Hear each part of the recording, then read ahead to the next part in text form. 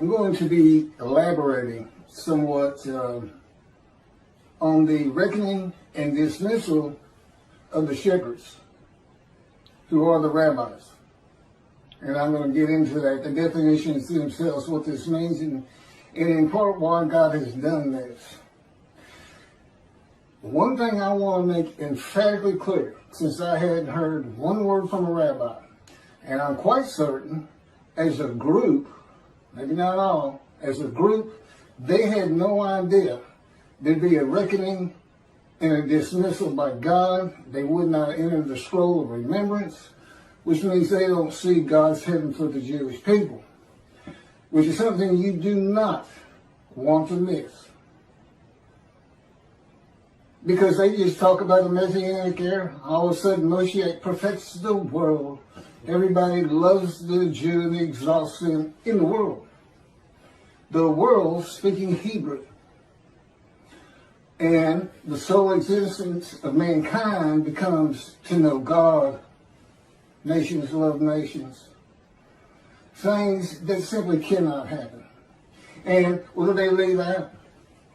How about God might hurl your glory to the ground or utter destruction if you don't recognize Elijah? You know, you're praying for Moshiach every day. One, you don't know you're about to get dismissed when he comes. And two, you completely ignore utter destruction if Elijah is not recognized. He clears the way for the building of the temple, which is God's purpose that might prosper. Don't build it, utter destruction will come someday. Build it, and you will never be defeated and dispersed again. Who should you be looking for? I mean, what does David do? He brings the reckoning and dismissal of the shepherds, the rabbis. That's what David does primarily. And with him comes God's grant of a covenant of friendship, which differs markedly. It absolutely refutes a messianic era. God says things like, there'll be a planting of renown when I come with Moshiach. You will no longer be the taunts of nations. That tells you one thing. The nations aren't exalting you. You're just not being taunted. Why? God's in his temple again. And they're not quite sure if it's true or not. For the most part, that would be the majority. And of course, the covenant of friendship. Well, that is the covenant of friendship. No longer dispersed. You will not be defeated, dispersed. The temple in your midst. The world will know God sanctifies Israel. That's what you get. You don't get perfection throughout the world. You don't get exalted throughout the world. If that's what God had intended, this is where he had written it. In the covenant of friendship. It absolutely refutes it. You got utter destruction. Malachi 3. You got your glory hurled to the ground. Your power. If you don't assist God in recognizing me. That's what it says. He's saying, you know, who is this coming from? Adament, Gentile lands, Christianity. Who's this? You know, the peoples no one listen to him, and he's not happy about it, and he says it, I think it's verse 3, could be 4. He's stunned that he's not getting a response. Particularly, and I know why now, the mountain of evidence that has been presented to the Jewish people on these videos cannot be surpassed by any other man to come. I'm either him or he ain't coming. Which is it? God said he was coming. God's righteous servant. What was David? A servant who was righteous. Who was Elijah? Servant who was righteous. Who was Moses? Servant who was righteous. Who else? Who we listen? God's righteous servant. One description, 4 righteous servants. I am all 4 men. I just reposted it again. I have a verse-by-verse commentary solely showing how I and my life fits Isaiah 53 and explaining it. Explaining what he was wounded for our sins means. No man has ever been able to do that before me. Certainly not Toby as singer with his absurdity. An absolute absurdity. 6 million Jews die and then a ram guilt offering. That's not even all of Israel. That's about 1/3 of Israel at the time. Nobody got long life. It looks like Hitler's the one who made the sacrifice, and he didn't get long life. No one is made righteous because of it. It's an absurdity. Okay, he couldn't come close to interpreting the true meaning and the way to make this understandable. Isaiah 53 is in large part a snare. Okay, God knew the Gentiles were going to take your book one way or another. And he set them up. He set them up for the day of the Lord, and he set up the rabbis too. He knew you were going to be practicing the Messianic era. All of these are proof, as I straighten all this out, putting forth what he wants Judaism to be. This is what God wants Judaism to be. Not what Rambam wants it to be. He doesn't even want the entire world to be simply to know God. It's not what he wants. Primarily, God, what are you doing? What are you doing? I'm creating a new heaven, he says that first, and a new earth. What's new about the heaven you're creating? What changes? I'm going to have a new host of angels, the angels of Israel. And I want every Jewish, all of my children to go through the same thing they've all had to go through. Anti-Semitism, racism, bigotry, having to survive on a planet that simply does not like them. That's what he's looking for. That's the angels of Israel. You got your own unique personality. 613 laws. Okay, about 200 of them were animal sacrifice, and that was done away with by his prophet. God said, I don't want your animals anymore. Yet Toby Singer thinks he wants a human being. You're not supposed to add to or take away anything from the Torah. And when you see you're about to do it, you better ask yourself, where am I wrong? Where am I wrong to add a human being, much less 6 million of them? And, let's go on Christian. That's what they did. Let's put a human being in an unblemished lamb and we'll be sin free.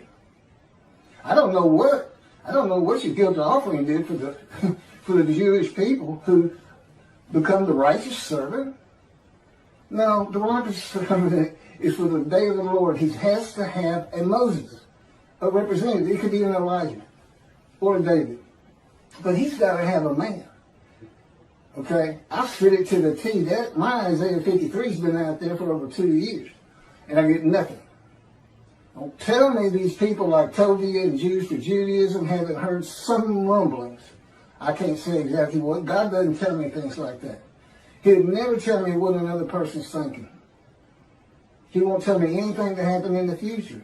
If I can't find out an answer of my own, then I don't find it. They don't give it to me. But,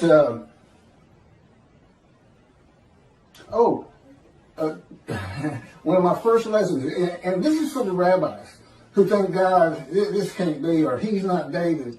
We're not reckoning with him dismissed. They just want to pretend it's not there. Yeah, you're not going to heaven. Okay? That's every rabbi on the face of the earth. I would include religious leaders. Matter of fact, if I had my way, and I don't, I'd include the government because they're leaders. But let's get to this first. Because y'all don't know God like I know God. I've been with him for 13 years in the fire of refinement, punishment, chastisement, maltreatment, crushing, bruising, wounding. And it is constant and incessant. I will say this, I couldn't see it for about 5 years, but it has changed me. I am such a different man today than I was. When this thing started, I was no more capable of handling the tasks that are before me, since it's clearing the way for the building of the third temple, just talking in front of people. I was a lawyer, but I was a book lawyer. I didn't like talking in front of people. Matter of fact, I can't remember a time I ever had. I wasn't sociable. I was a loner. All that's different now with God in me. The Spirit of God, I'm in my spirit, and my spirit's in me. Guess what? God's in his spirit's in him. It's the same thing. And his spirit is an angel of his presence. He made an angel, created an entity, a person in existence with emotions. And for his body, he did not give him human form and wings. No, His body is the Spirit of God. So if God comes to you, or the angel of the Lord comes to you, you are, for that time, a man of divine being. Now the man who wrestled with Jacob, that's just, God just saw a fellow near Jacob, woke him up, told him, I'm the God of this land, Abraham, Isaac, and Jacob. I have something for you to do. And it's all to do with God. It's instant. You know who he is. There's no, huh? Who is this? There's none of that. You say, okay, let's go. I'm ready. What we doing? He's a man of divine beings, but he was just one nothing. So he didn't go through much of a fire refinement, if any. I mean, he had to wrestle all night. But God does this with all of his prophets. It's just a way of changing this. It's like, he has to break our will. And he can't have me snapping at people. I was known as a fighter. And, if you said something to me that I didn't like, I didn't respond verbally to you. I just hit you. I just laid into you. Fight's on. Nobody talks to me like that. That's the kind of fellow I was. And God says, this was taking so long. Because it's got, the last 3 years have been the worst out of 13. Going on 14 now. It's, as he says, it just takes more to get the response out of you, the small change I want out of you. And I'll tell you, I'm ready. I am flat out ready. And what is the problem with your people? They don't know who you are. When you say utter destruction is coming, you're not fooling around. Here's what, you kind of get one personality of God in the Hebrew Bible. It's not far-ranging. But what he showed me is based on the following. This is one of the first lessons he gave me. And anybody can look at this. I don't have my glasses on. I'll get through it the best I can. But this is the chapter that leads to the purpose of the Temple Mount. And it's 2 Samuel chapter 24, verse 1. The anger of the Lord arose. Okay, I got to get my glasses. Bear with me.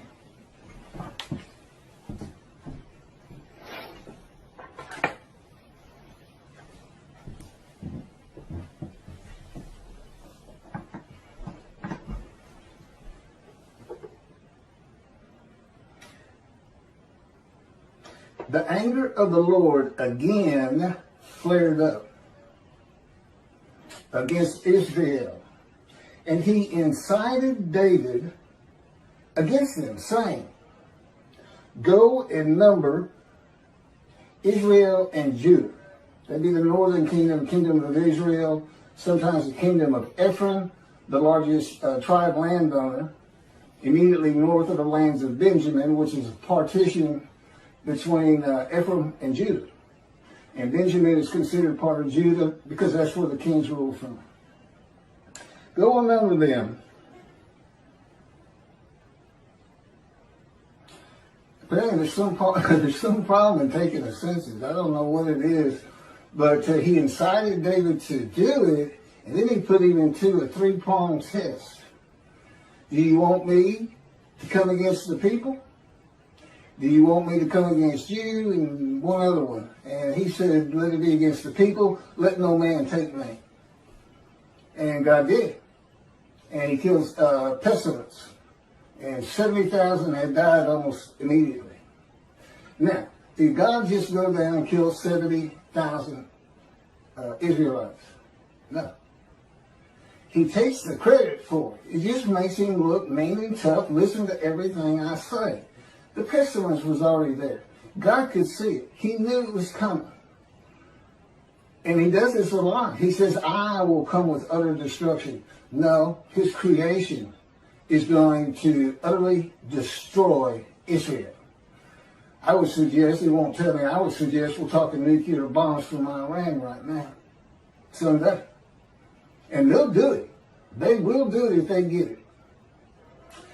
In any event, that's how. Oh, and it's interesting, the numbers are different. The census numbers are a little bit different from what I'm about to read in 1 Chronicles. And so is the amount of money paid for the Temple Mount out of David's pocket, is what he makes it sound like, but I'm sure it was the kingdom's money. I would think so. I don't know why he'd have a separate side job or anything. If you'll turn to 1 Chronicles, chapter 21, it's the same story. It even says it's the same story somewhere in here. Maybe there's a footnote. Satan arose against Israel and incited David to number Israel. And then you get the same story. You know, David realizes what he did was wrong. See, he incited him. He didn't go tell him. He went to a prophet who told somebody and this and that. And then David was all wanted to be in repentance and was sorry he had done it. And again, I don't know why it's bad. They won't tell me. I've asked them right before we started this. They just, they'll know. So, what do we have here? Satan incited David, and God incited David in the book of the prophets, and in the writings. In the writings, it's Satan. First of all, Satan doesn't exist. Judaism doesn't believe in hell, and they shouldn't. There is no hell. God's got, you know, if you don't heed and revere him, if you sin all the time, he just doesn't pay attention to you. He knows his creation. He knows what humanity does. He knows what humans are. He knows there's no stopping that. And, I don't know, you might say, didn't he got a special place for Hitler? And the answer is, he tells me no. I don't think about him. He doesn't mean anything to me. But why is that in here? You would want to say, well, if I had to go either way, I say 1 Samuel is who you go with, because that's the book of the prophets. And I'd agree with that, except God wrote this whole book. He had a whole thing written. It's not just Torah. Don't forget that. It's not just the Torah dictated to Moses. If you, the book of Ezekiel, just assume Ezekiel wrote it. Might not be the case, might not be all of it, but, you know, just go with that. Whoever the main character is, they wrote it for God, because if he's talking to you, and he's going to be with you quite a while, like in writing one of these big books with 70 chapters, you're going through the fire of refinement. Moses went through the fire of refinement. You know how you know? Because it breaks your will. It makes you humble. It takes anger out of you that you used to not be able to control. We started with Moses. He killed a man. He was so angry. He was getting into fights. Then he runs away.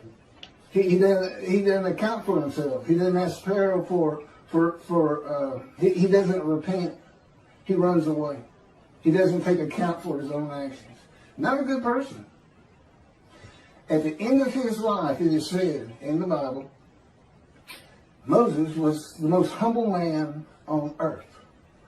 And God said, Keith, I put that in there primarily for you.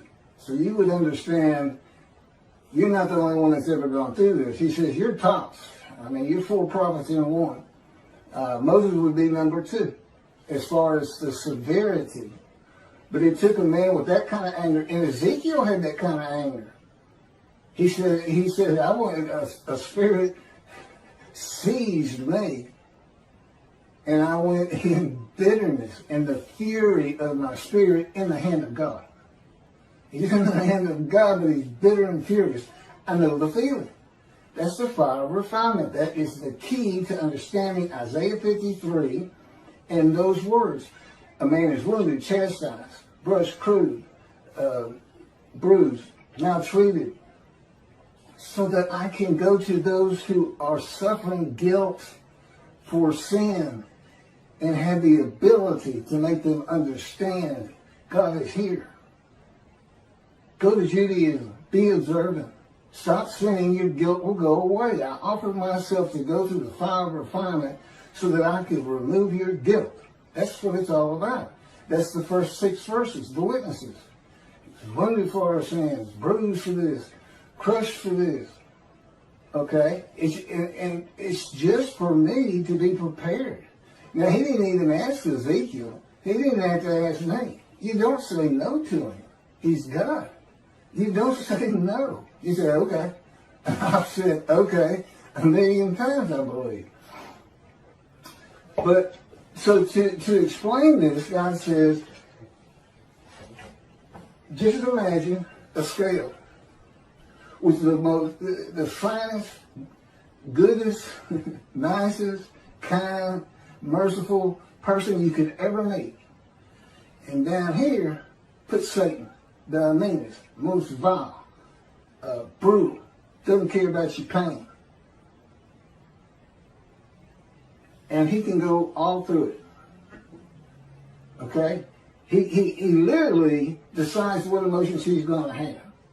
Now, I'm in the fire of refinement, and I call this the black hat, this the white hat. This is what he taught me. And we have a lot of good times in here. I mean, there's a lot of white hat, and the Holy Spirit's always in the white hat. He can be a troubler sometimes, but you know, it's kind of set up by God, where he's sent to incite things. And then the black hat. This is where he is with me most of the time. The fire refinement. But we get over here. The point is, he's not just listen to what I say, or I'll put a pestilence on you. You don't stop sinning, I'm going to exile you. I'm going to take your temple. That would be someone over here, not necessarily to Satan, but he said that's why that was written that way. So I can tell you about it. But he's really, I mean, when he's flat out in the middle, I just love that personality. It just does me well. So he wants me to tell the Jewish people about him. And my story, there's a lot I can't get into. I mean, he told me two things right off the bat. One, I don't care about your pain. And there's nothing I won't do to get you ready. There's no low I won't sink to. I will lie to you. And yeah, I know it says God doesn't lie. In the fire refinement, he does. Anything to incite me. That would come under chastisement. Wounding, slamming me to the ground. He's broken my chin open 2 or 3 times. Cracked my skull. I got a nerve that's bad. Black eyes, skin off my face. That's wounding. And you ask yourself, what is this really doing to change me?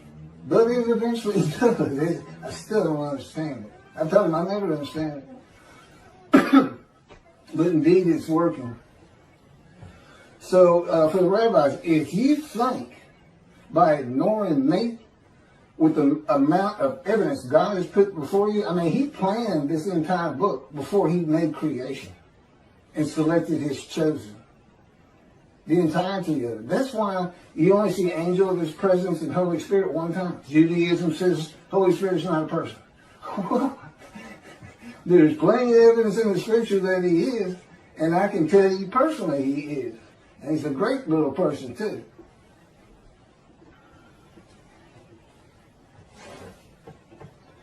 But let me carry on.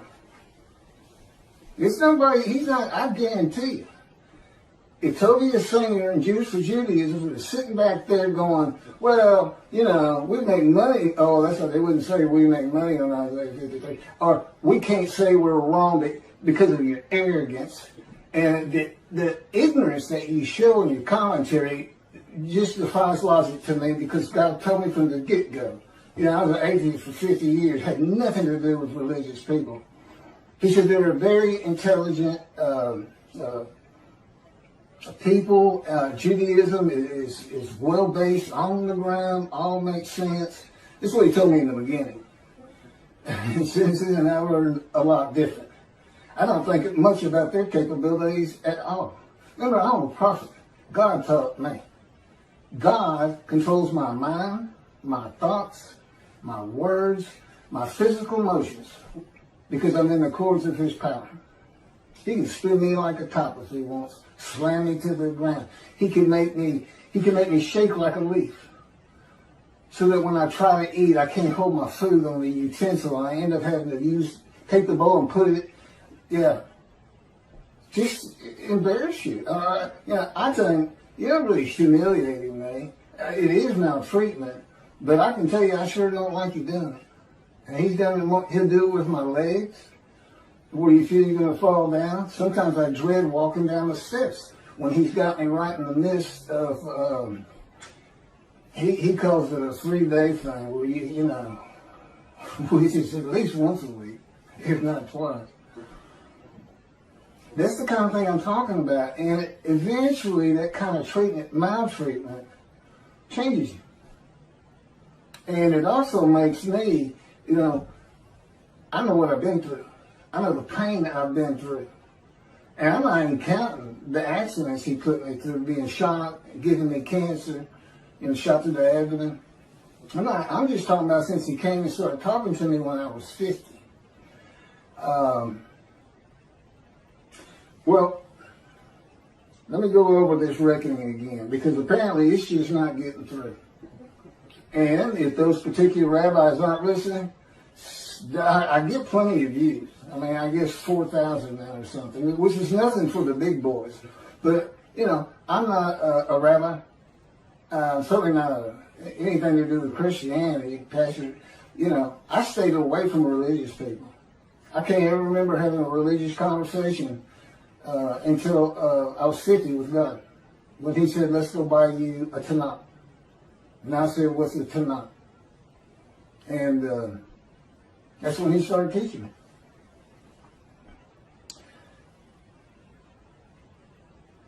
Thus said, apparently this, I don't know their answer to this. I'd love to hear it. Why don't you know about this? Thus said the Lord God, I am going to deal with the shepherds. I will demand a reckoning of them for my flock, and I will dismiss them from tending the flock. Then I will appoint a single shepherd over them to tend them. He shall be a shepherd to them. I, the Lord, will be their God. My servant David shall be a ruler among them, not a king ruling over them, among them. In the Mishnah Torah, Rambam's got 2 chapters on King David, and he's making every bit of it up. He's thinking, what would the Davidic dynasty be like today? And off he goes. None of it's in the Bible. None of it. King Moshiach will study Torah all the day and all the night. No, he doesn't. Not even close. I said, they got the Torah down. I don't need to, I know enough about it. It's not like I haven't read it, but it's not like the prophets. And to some extent, the writings.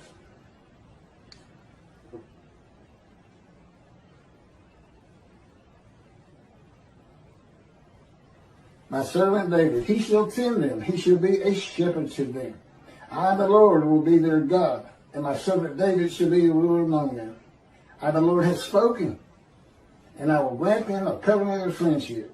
Again, it is so far removed from the Messianic era. Why don't the rabbis recognize that?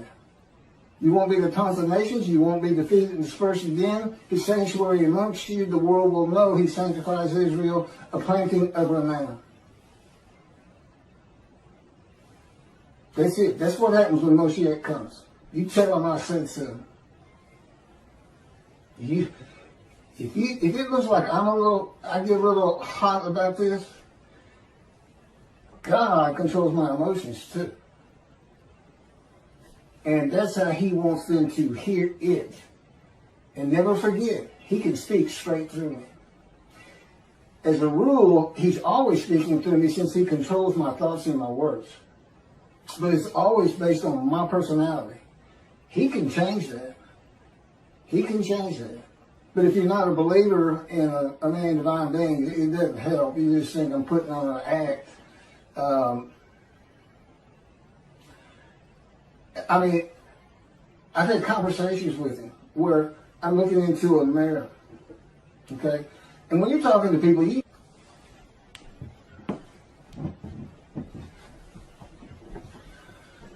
You know what your demeanor is. You know what you're sounding like and what you look like. And I'm looking at a mirror, and again, according to His power on me, I literally had a conversation with Him. And I'm looking in the mirror, and that's not who I am in that moment, and it's not what I sound like. And, it's just my lessons. I have lessons all day long, and I have for 13 years. I mean, He's doing something with me all the time. And primarily, again, it's controlling my mind. It's based on my capacity as Elijah to teach you how you can think in heaven. Your spirit reads your mind. Okay, your mind takes in, your mind's just electrical impulses, little chemicals, different tissue, and it takes in what eyes can take in and what ears can take in. Your person is the spirit in you. Spirit and soul. And together, spirit and soul form a person. The soul's kind of like the DNA of who you're going to be. In heaven, you don't have that mind. God becomes the information of your mind. And He can do it for everybody in heaven. That's why He said, before you pray, I will answer. Just because He's the one having you think, I'm going to pray. And you won't remember the things of the past. That's a whole other discussion. But I have all of that information because I'm Elijah. There's a reason He took him up specifically and nobody else and sends him back. It's a further proof of who I am outside of the fact I fit every verse of Isaiah 53, outside of the fact I'm the only man who's ever been able to explain Isaiah 53, the fact that despite your greatest minds, Jews for Judaism, Toby Singer, and everybody else who makes commentary on it, have never been able to figure it out. You can't figure it out if you're not the righteous servant. And I couldn't see, I read it the first time, I said, what is this? God said, who do you think that is? I said, I have no idea. He said, that's you. I said, okay. This is in the verse 2 years, I can't remember exactly when. Okay, now these words are used. My servant David shall be king over them. Be one shepherd for them all. King, prince, shepherd means leader. That's what it means. I won't be getting to that. Just leader. This is words of leadership. It's not a Davidic kingdom. God knew all things from the beginning, and He knew when He had the day of the Lord, Israel would be a democratic, free country. There's no place for a kingdom. You want a kingdom, go live in Saudi Arabia. They shall follow my rules and faithfully obey my laws. Thus they shall remain in the land which I gave to my servant Jacob, and in which your fathers dwelt. They and their children and their children's children shall dwell there forever, with my servant David as their prince for all time. That would be the line of David. Through Solomon. Solomon had the same covenant with God. And this the first people to read this are in antiquity. They understood king and prince. And back then, I can't fault Rambam too much, but today we know better because it's a democratic country. It's just that not Middle East, I guess, has got the most kings and kingdoms anywhere in the world. But anyway, God knew. He knew Rome was going to destroy the second temple. The dispersal would occur. The diaspora began, which is away from the promised land. And he knew they weren't going to just come back of their own, but that, and he didn't cause it, despite what Toby Singer says, but that the world would drive them back one day. He knew it was going to be ugly. But, and he said, well, why didn't you come help? Why didn't you come back? You're not supposed to be out there. You got to learn your lesson. There's some black hat there. You see that? Don't forget, he is a celestial being. He is not human. He has emotions, but he can actually operate his emotions, whereas we can't. We can't to an extent.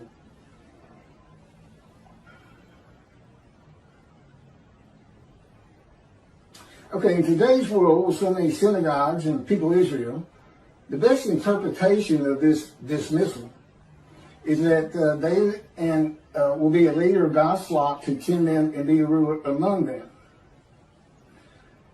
Like a rabbi, a person with knowledge,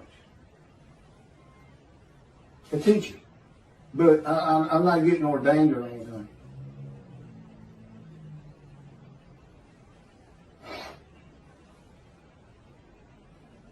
Okay, reckoning. This is what reckoning means.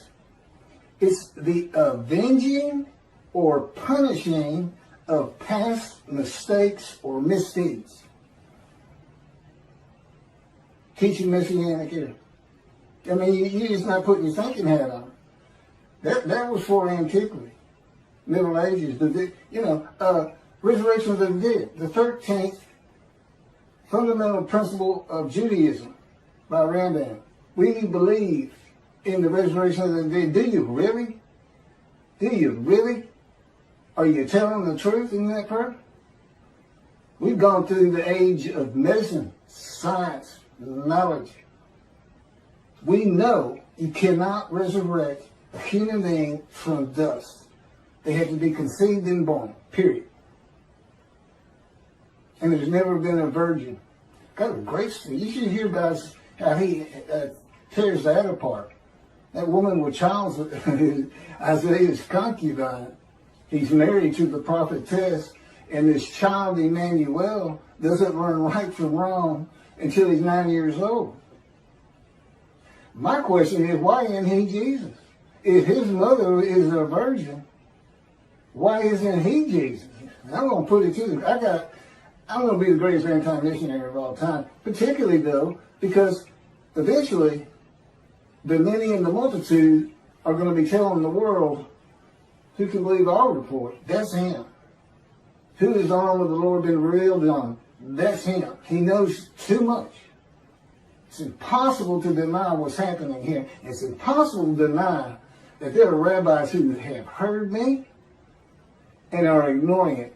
What about Elijah? Rabbis who ignore? Because I'm Elijah too. What about that? You want to be responsible for utter destruction? How many millions did you lose in the Holocaust? 6 million? How many Israeli Jews do you have right now? Well, it's 7 million. You ready to up the ante on that? How many Jews can we kill at one time? You're not going to recognize David. You don't get the covenant of friendship. And it doesn't go into. I have both covenants. Sin forgiveness in Jeremiah 31 that puts Torah on your heart, and friendship. And God wrote, when he was dictating to me the book, Isaiah 53, in the day of the Lord, he actually has it stated that when these books are published, the covenants go into effect. Well, as you can imagine, I can't get them published. And it has to be a big-time publisher who can distribute worldwide and market worldwide. Because all Jews have to read it and know they're sin-free in the Holy Seed. It's part of also being Elijah. Come back to Judaism. And the righteous servant, 53, makes the many righteous.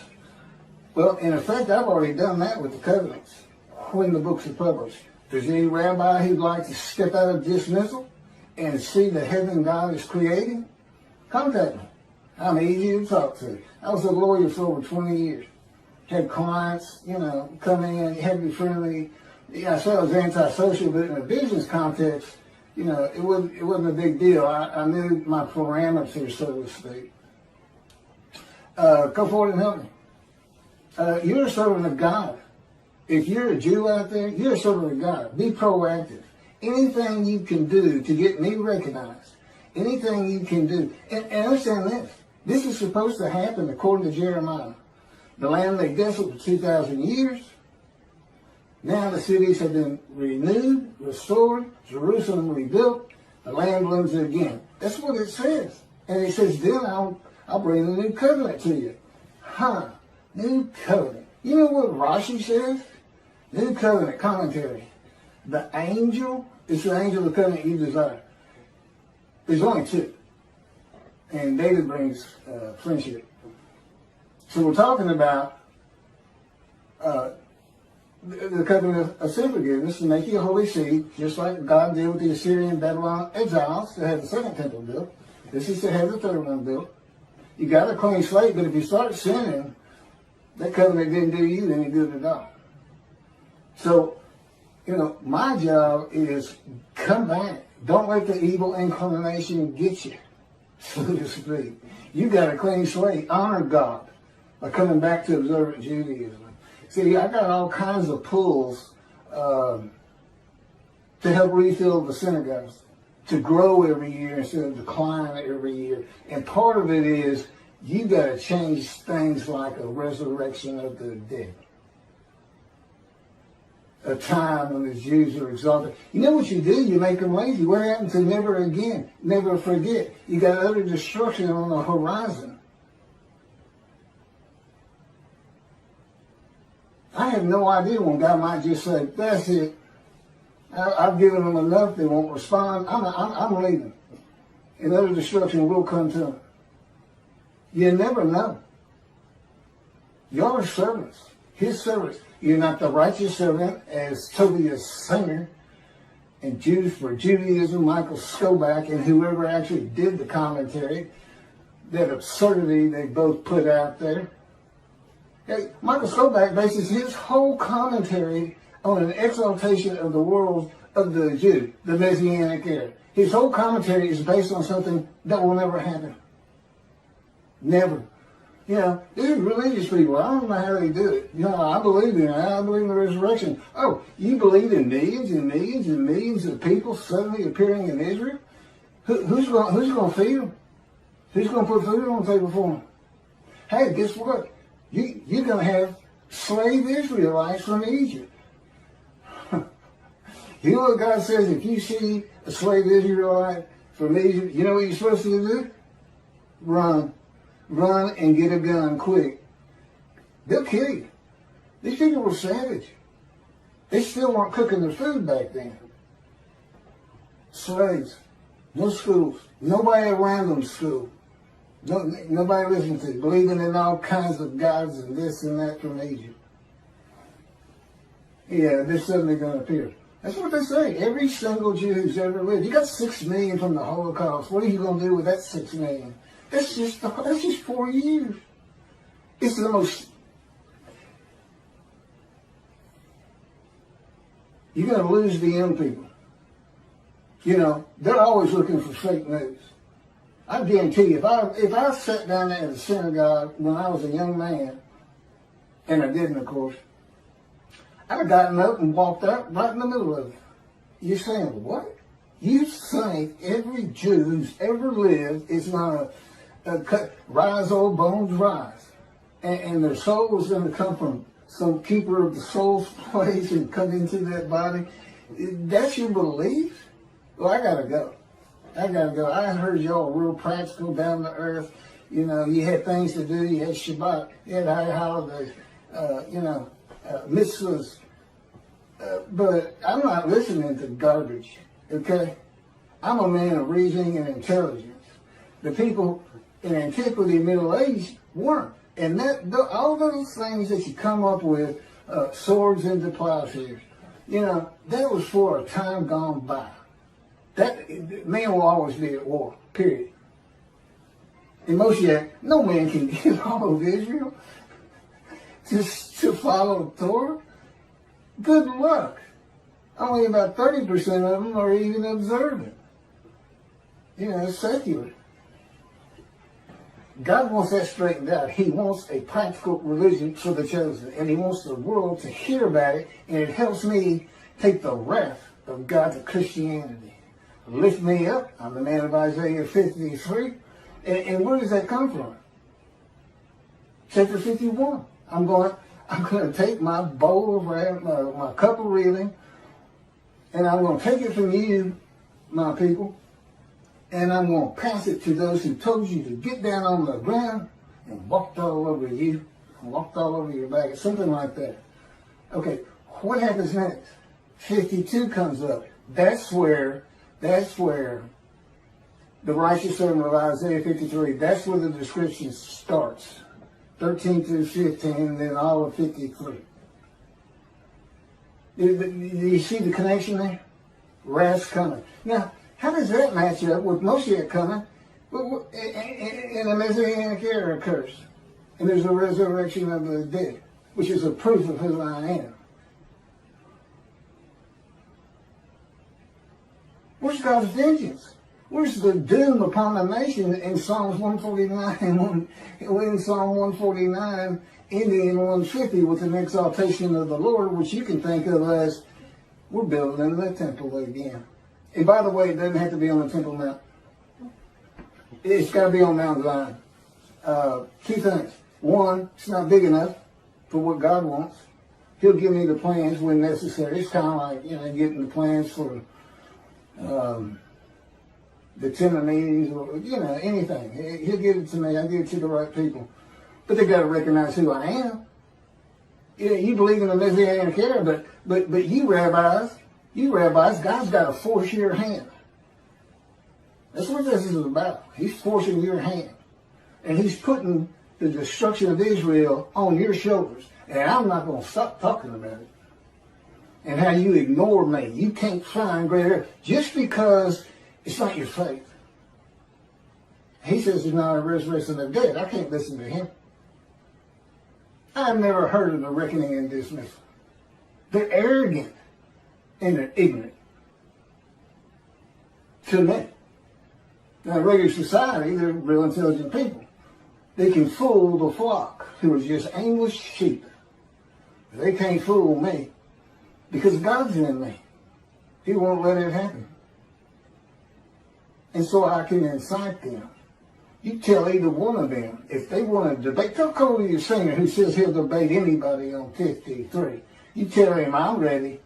You tell him I'm ready. And he better take some sedatives before we get there, because I will incite him.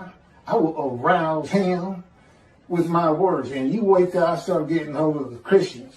If you've been reading the details and watching my videos, you see I've got some powerful things to tell them, and I will not hold back. Remember, I'm not the most humble man in the world yet. This is the kind of person Moses and Ezekiel was.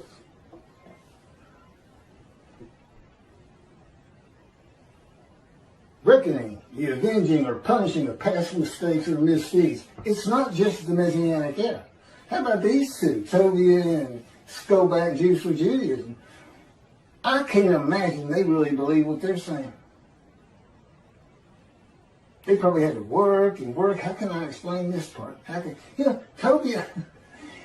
Tobiah's language, it just scares me, because in the beginning, I really thought so highly of him. Years and years ago, when God started teaching me, and listening to the radio show, and I was learning things from him. He's got a lot of knowledge, but his capability of reasoning is at the level of antiquity, where there was no reason. Everybody lived on emotion, because you learn how to reason in school. Maybe he just went to a yeshiva and didn't have to figure out math and other things that teach you. You don't use it, but it teaches you to reason. Okay, I got to get off this thing. Why is shepherds a metaphor for rabbis? In case they think there's a little wormhole there to get by there. Well, shepherds doesn't necessarily mean rabbis. Yes, it does. The term rabbi in the original Hebrew means a teacher. In pursuing that calling, individuals have responded to the various needs of their Jewish community. In addition to the literal meaning of the word rabbi, Jewish tradition views the three Hebrew letters of that word to represent an acronym. The abbreviation translates to shepherd of the children of Israel. The shepherd is the dominant leadership. Remember, leadership, king, prince, shepherd. Is the dominant leadership metaphor in the Hebrew Bible. The role of the shepherd was a cornerstone of the Hebrew economy as sheep provided key staples of wool, meat, and other commodities.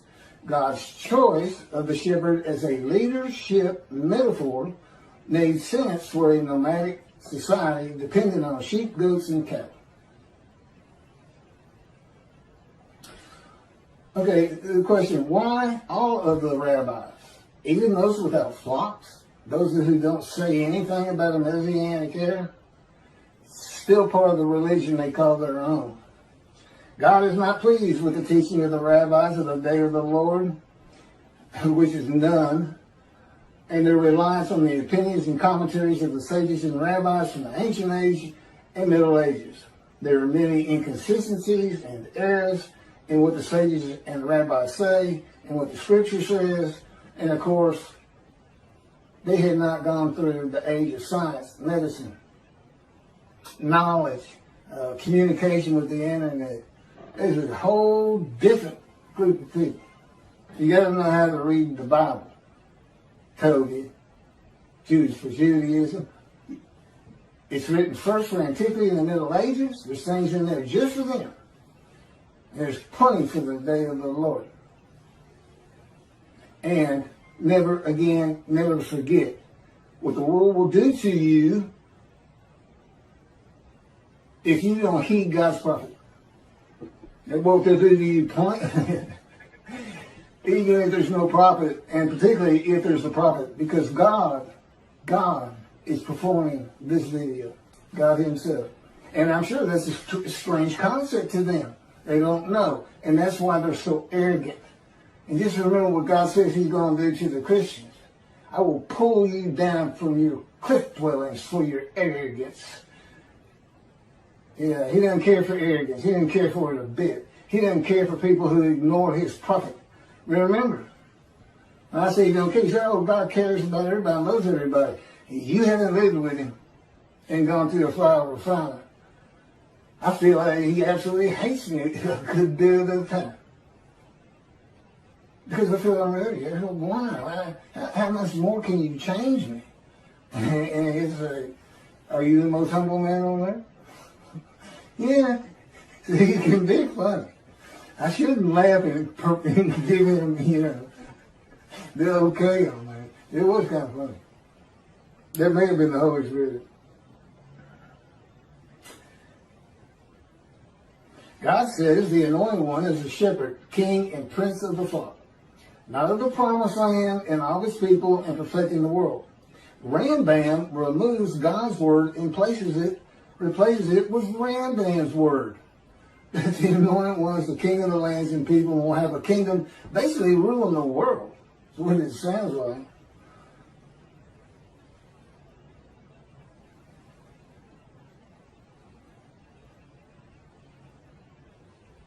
God says the prophets were rarely listened to by religious leaders in biblical times before he stopped speaking to the prophets. It's arrogance. I know what I know, and that's my faith, and I don't care what you say. I don't even understand what you're saying. I think the Christians got a lot on that. Don't stand on the corner. I don't know. Anyway, arrogance. And you can't admit you're wrong. Can't admit you're wrong and can't accept the evidence God has given you as being insufficient. Or you're not even taking the time to look at it. You're hiding. You got your head in the sand. That's no better. You do not heed and revere the Lord. You can say you do all you want. But his prophet is speaking. And when that happens, God is speaking. And I don't see anybody listening to me. That's what this video is about. Trying to let y'all know how serious this is. You want to see 7 million dead Jews? You want to see Israel disappear? Keep ignoring Elijah. And that's what you get according to God. I know, y'all just select what God's words you want to abide by. And then, and Rambam's word sounds so much better. Whole world just to know God. Food for everybody. Delicacies like dust in the wind. Well, who's going to do the farming? Who's producing this? Is it what was it? The stuff they got in the desert and the Exodus. Matzo balls. Come on. Again, they control my mind. They like to embarrass me. Then it makes me laugh.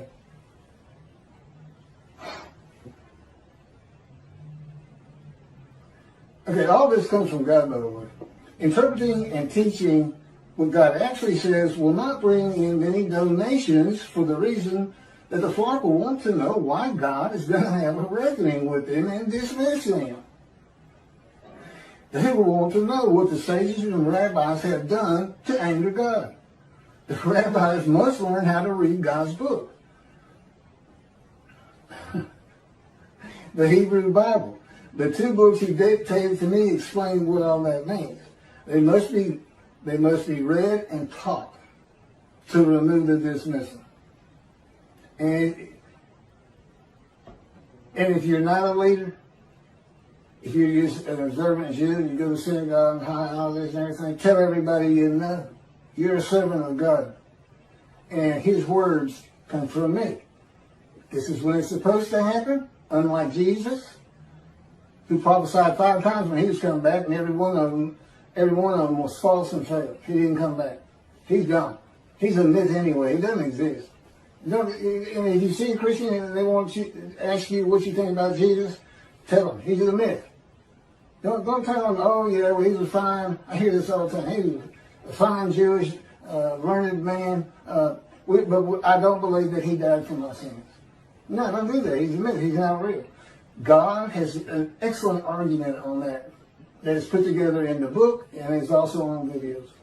It has to do with the scenes of the Dead Sea Scrolls.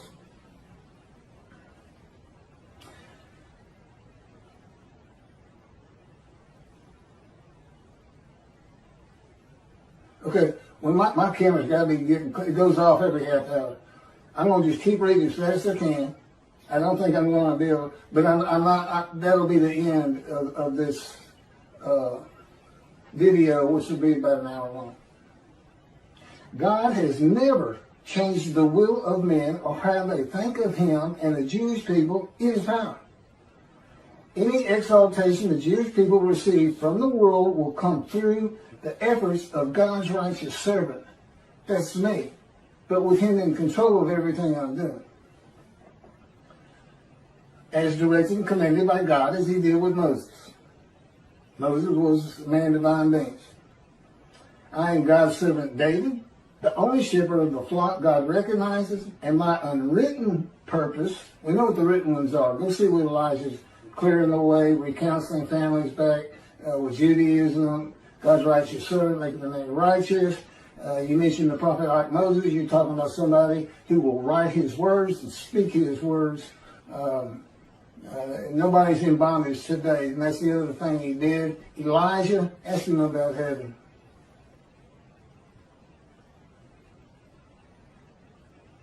And my unwritten purpose is to teach the matters of the two books he dictated to me, to tell my stories of living with God and the angel of his presence, the Holy Spirit, what it is like to become a man in divine beings, a host of the Lord's host. That would be unwritten purposes, and I'm sure he's got plenty of others. The rabbis had yet to heed me. I hadn't heard a peep out of them. Here's a man declaring he's Elijah. Utter destruction comes if they don't recognize me, and they don't want to speak to me. They don't want to get them books and read them. I know Toby had for the most part, because nobody from Israel has read them. I'd be too embarrassed. And in his arrogance, and his popularity and stardom, he's not even checking it out. Total disregard for utter destruction and death of today, 7 million Israeli Jews. Utter destruction. That doesn't leave room for, yeah, some might get out. Good luck making it over to Europe. Because they're going to make you, they're going to have you surrounded at the same time. It's about time they read God's books. It's scripture. It's not canonized. It may be one day. But it's scriptures divinely received, verbally given to me. Keep go to your computer. Write this down. There's a whole lot of learning that went in between.